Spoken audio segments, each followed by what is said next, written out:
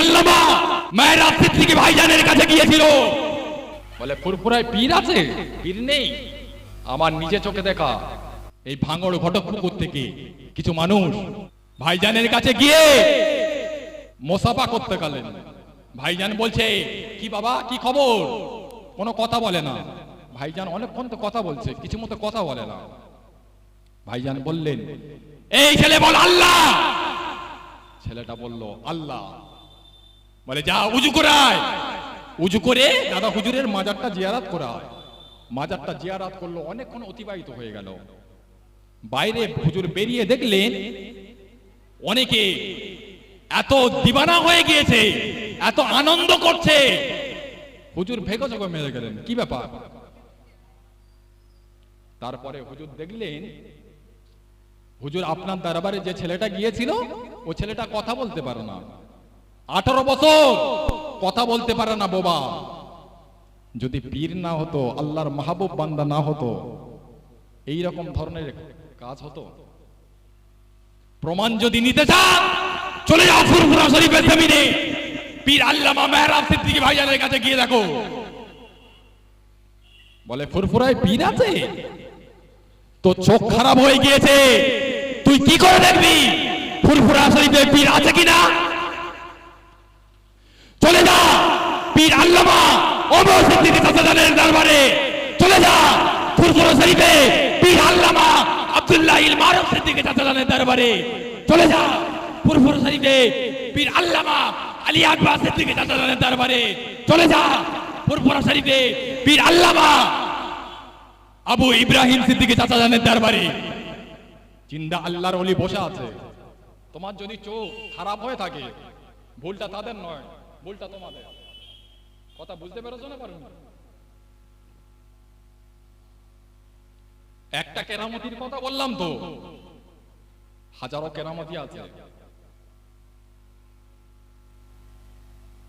আল্লাহর ওলিরা কবরের ভিতরে মুর্দা, শহীদানরা কবরের ভিতরে মুর্দা।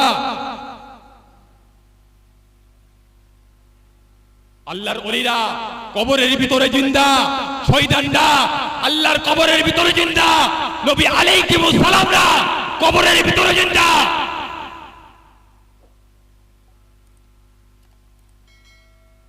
আপনি বলছেন নবী মরে গিয়েছে, মাটির সঙ্গে মিশে গিয়েছে।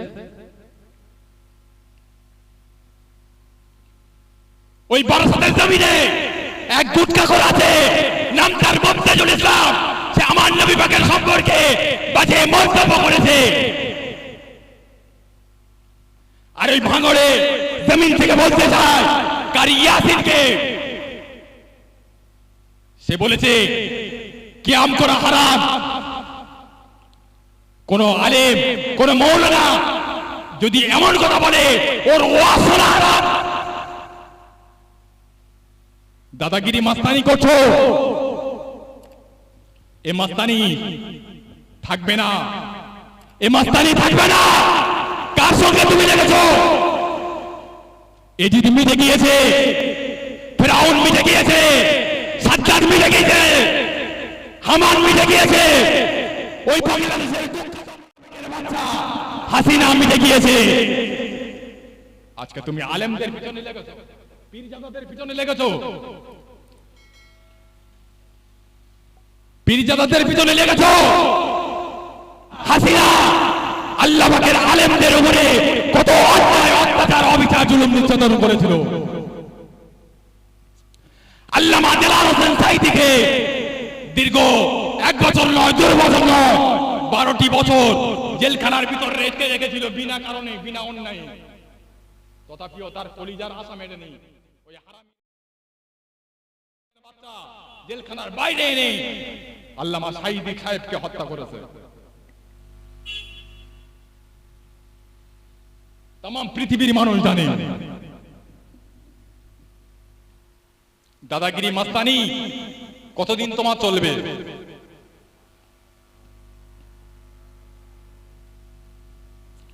ইতিহাস পড়ো না, কিতাব পড়ো না। ইব্রাহিম আলাইহিস সালামের সঙ্গে লেগেছিল তৎকালীন জামানা নমরুদ, নমরুদ মিটে গিয়েছে, আল্লাহ পাক ইব্রাহিম আলাইহিস সালামকে হেফাজত করে নিয়েছে। মুসা আলাইহিস সালামের সঙ্গে লেগেছিল ফেরাউন মিটে গিয়েছে, আল্লাহ পাক মুসা আলাইহিস সালামকে আল্লাহ পাক হেফাজত করে নিয়েছে। আমার নবী পাকের সঙ্গে লেগেছিল আবু জাহাল, মিটে গিয়েছে, আমার নবীকে আল্লাহ পাক হেফাজত করেছে। এই পৃথিবীর জমিনে যারা মুসলমানদের উপরে, মুমিনদের উপরে, আলেমদের উপরে, পীরজাদাদের উপরে যারা অন্যায় অত্যাচার অবিচার করবে, আল্লাহ পাক তাদের মিটিয়ে দেবে। জোরে বলুন আল্লাহুম্মা আমিন। জোরে বলেন আল্লাহুম্মা আমিন। তাকবীর দেন, নারে তাকবীর। জোরে তাকবীর দেন, নারে তাকবীর। আমার প্রিয় ভাইজান এসে গিয়েছে, তাকবীর দাও না, নারে তাকবীর। আদরের উম্মাত উম্মাতিরা কান কাটা করে ঠান্ডা মাথায় কথাটা বোঝে। মক্কার বেঈমান বেদিনেরা, মক্কার বেদিনরা, মক্কার বেঈমান বেদিনেরা আমার নবীকে মারার জন্য নানান ধরনের অন্যায় অত্যাচার শুরু করলো। আল্লাহ নবী মক্কা জমিন থেকে কিছুটা রাস্তা যাওয়ার পরে গারে সুর, গারে ঘেরা বলে একটা গুহা, গারে ঘেরা বলে একটা পাহাড়, ওই গারে ঘেরা পাহাড়ের উপরে আল্লাহ নবী আল্লাহ পাকের ইবাদতে মশগুল হয়ে গিয়েছিলেন। জোরে বলুন সুবহানাল্লাহ।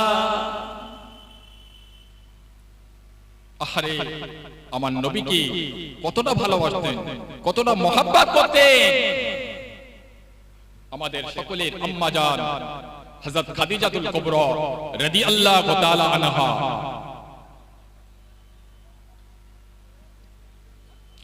আম্মা জান মা খাদিজাতুল কুবরা রাদিয়াল্লাহু তাআলা আনহা মনে মনে মনে মনে চিন্তা করতে লাগলেন, আমি খাদিজাকে যাব, আমার নবী অনাকারে থাকবে, আমি খাদিজাকে যাব, আমার নবী অনাকারে থাকবে, না না কখনো হতে পারে না। আম্মা জান মা খাদিজাতুল কুবরা রাদিয়াল্লাহু নিয়াত করলে আমি আমার নবীকে যতক্ষণ খানা না খাওয়াতে পারি, আমি আমার নবীকে যতক্ষণ না পানি পান করাতে পারি, আমি খাদিজা ততক্ষণ পর্যন্ত পানি পান করব না। জোরে বলুন সুবহানাল্লাহ।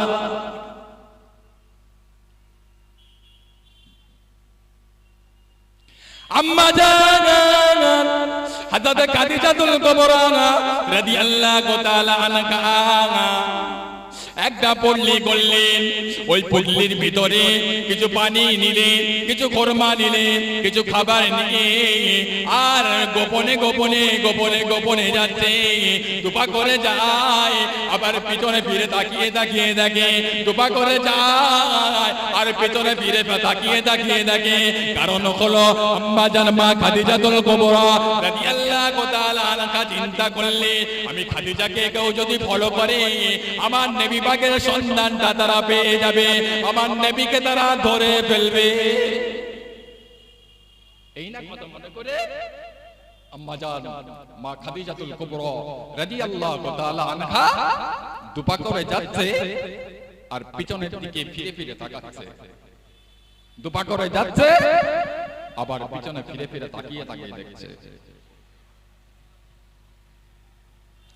আম্মা জান মা খাদিজাতুল কুবরা রাদিয়াল্লাহু তাআলা আনহা পাহাড়ের কাছে গিয়ে পৌঁছে গেলেন। পাহাড়ের কাছে গিয়ে পৌঁছে পাহাড়ের দিকে তাকিয়ে দেখলেন অনেক খাড়া পাহাড়। আমি দুর্বল, আমি বিদ্যা, এত বড় পাহাড়ে কেমন করে উঠবো, এই না কথা মনে করে আম্মা জান মা খাদিজাতুল কুবরা রাদিয়াল্লাহু তাআলা আনহা আল্লাহ পাকের দরবারে দুটি হাত তুললে, ও রব্বুল আলামিন, আল্লাহ পাক আপনি যদি আমি খাদিজাকে মদদ না করে, আপনি যদি আমি খাদিজাকে না সাহায্য করে, আমি খাদিজা এত বড় পাহাড়ের চূড়াতে উঠতে পারবো না। এই না কথা মনে করে বিসমিল্লাহির রহমানির রহিম বলে পাহাড়ে উঠতে লাগলেন। জোরে বলুন সুবহানাল্লাহ। আর একটু জোরে বলুন সুবহানাল্লাহ। মা খাদিজাতুল কুবরা রাদিয়াল্লাহু তাআলা আনহা অনেক কষ্ট করে বুক ঘেড়ে পাহাড়ে উঠলেন। কিছুটা রাস্তা যাওয়ার পরে আমার নবী পাকের কাছে আল্লাহ পাকের ফেরেশতা হযরত রূহুল আমিন আলাইহিস সালাম এসে হাজির হলেন। আমার নবীকে সালাম দিলেন। নবী আমার ঘুরে দেখলেন ফেরেশতা জিবরাইল, আসসালামু আলাইকুম। ভাই জিবরাইল, কি খবর, কি মনে করে আসলেন? ওই সময় ফেরেশতা জিবরাইল আমিন আলাইহিস সালাম বললেন, ইয়া রাসূলুল্লাহ, ইয়া হাবিবাল্লাহ, আপনার বিবি খাদিজা আপনাকে কত ভালোবাসে, আপনাকে কত প্রিয়ার করে, আপনাকে কত মোহাব্বত করে। ইয়া রাসূলুল্লাহ, ইয়া হাবিবাল্লাহ, আপনার বিবি খাদিজা কত কষ্ট করে বুক ঘেড়ে আপনার জন্য খানা নিয়ে এসেছে।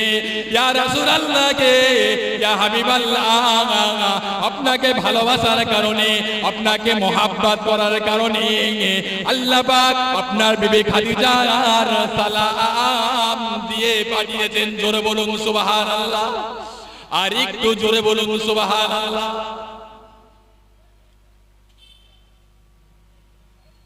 ইয়া রাসূলুল্লাহ, হাবিবাল্লাহ, শুধু তাই নয়, আমি জিবরাইল আমার পক্ষ থেকে আপনার বিবি খাদিজার সালামটা দিয়ে দিলাম। আম্মা জান হযরত খাদিজাতুল কুবরা রাদিয়াল্লাহু তাআলা আনহা বুক ঘেড়ে আমার নবী পাকের কাছে হাজির হলেন। আমার নবীকে সালাম দিলেন। নবী আমার সালামের জবাব দিয়ে ঘুরে তাকালেন, দেখলেন বিবি খাদিজা দাঁড়িয়ে রয়েছে।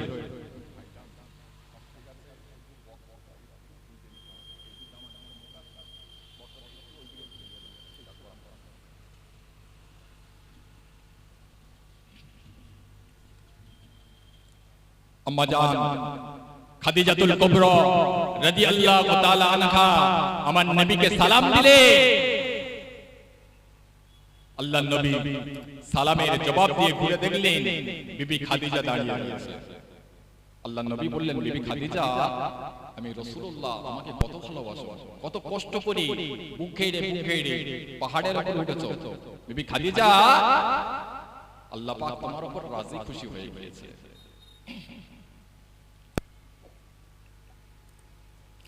আল্লাহ নবী বললেন, ও বিবি খাদিজা, শুধু তাই নয়, আল্লাহ পাক রাজি খুশি হয়ে গিয়ে আল্লাহ পাক তোমার সালাম দিয়ে পাঠিয়েছে। জোরে বলুন সুবহানাল্লাহ।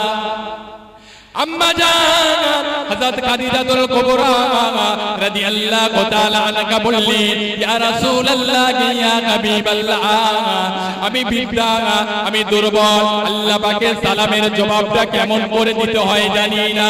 আমার পক্ষ থেকে আপনি আল্লাহ পাকের সালামের জবাবটা দিয়ে দেন। জোরে বলুন সুবহানাল্লাহ।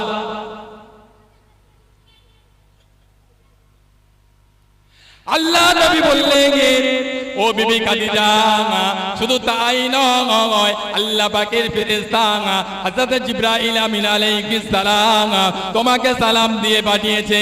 আল্লাহর নবী বললেন, ও বিবি খাদিজা, আল্লাহ পাকের ফেরেশতা হযরত জিবরাইল আমিন আলাইহিস সালাম তোমাকে সালাম দিয়ে পাঠিয়েছে। আম্মা জান মা খাদিজাতুল কুবরা রাদিয়াল্লাহু তাআলা আনহা বললেন, ইয়া রাসূলুল্লাহ, ইয়া হাবিবাল্লাহ, হুজুর, আমি দুর্বল, আমি বিদ্যা, আল্লাহ পাকের সালামে, আল্লাহ পাকের ফেরেশতার সালামের জবাবটা কেমন করে দিতে হয় জানি না। আমার পক্ষে থেকে আপনি আল্লাহ পাকের বড় ফেরেশতার সালামের জবাবটা দিয়ে দেন। জোরে বলুন সুবহানাল্লাহ। আম্মা জান মা খাদিজা রাদিয়াল্লাহু তাআলা আনহা আল্লাহ পাক সালাম দিয়েছে। আল্লাহ পাকের ফেরেশতা হযরত জিবরাইল আমিন আলাইহিস সালাম সালাম দিয়েছে। কিসের জন্য, কোন কারণে? আমার নবীকে ভালোবাসার কারণে, আমার নবীকে মোহাব্বত করার কারণে। আজকে আমরা মুখে দাবি করি আমরা নবীর উম্মত, নবীর সুন্নাত থেকে বিরত। আমরা মুখে দাবি করি আমরা নবীর খাঁটি উম্মাহ, নবীর আদর্শ থেকে বিরত।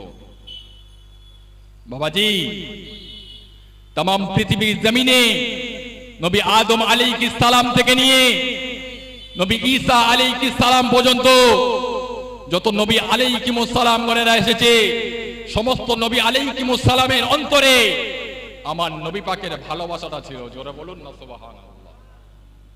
নবী ছাড়া রেহাই হবে না। যারা নবীকে ভালোবেসেছে, মোহাব্বত করেছে, তাদেরকে আল্লাহ পাক পার করে দিয়েছে। জোরে বলুন না সুবহানাল্লাহ।